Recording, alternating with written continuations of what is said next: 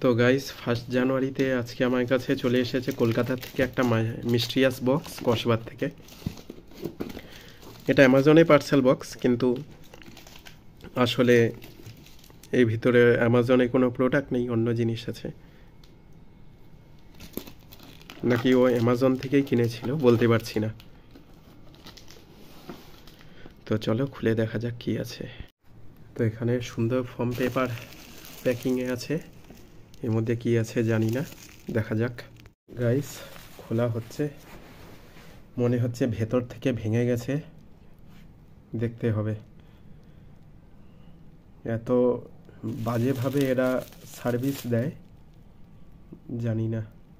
তো গাইস দেখতে পাচ্ছ উপর থেকে পুরোটা দুমড়ে গেছে, ফোল্ড করে নিই, দুমড়ে গেছে সম্ভবত। আমি দেখছি কি করা যায়, বন্ধুদের সাথে কথা বলে নিই যে এই অবস্থায় তো থাকার কথা না, বাজে অ্যাঙ্গেলে দুমড়ে আছে।